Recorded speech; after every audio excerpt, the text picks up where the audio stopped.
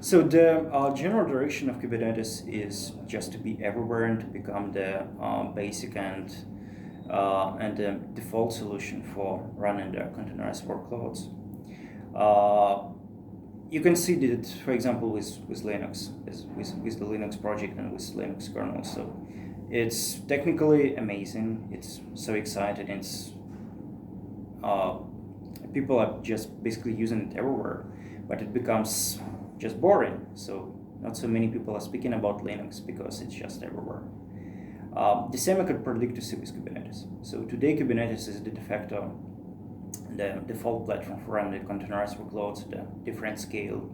You can run Kubernetes on your local machine, for example, and you can run Kubernetes on the highly distributed cluster, which will be hosted in the different data centers around the globe. It will be still the same Kubernetes. And looking back to the list of the features, for example, and the development base that Kubernetes had a few years ago and today, I would say that the major focus for the Kubernetes community is the stability right now. So like around 3 years ago, we had so many alpha features, some functionality which is in alpha state, which was a good overview where Kubernetes community is looking forward, but it was not that functionality that we could recommend to use for the enterprise customers, for example. Mm-hmm. Today, the primary focus is to make all their most of the functionality at Kubernetes more stable and be consumable by everyone in any kind of environment. It could be the highly regulated enterprise environment with some different requirements to the stability and security and so on. So Kubernetes just to be a platform that will be there.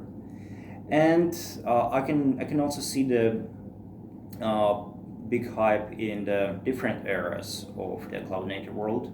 So where Kubernetes community will move forward, and with which projects will it collaborate, and which kinds of projects will it collaborate. So that's the machine learning projects like Kubeflow. That's the serverless projects, for example, with Knative, OpenFS, and some various projects where Kubernetes acts just as a platform for all the workloads that are on top of it.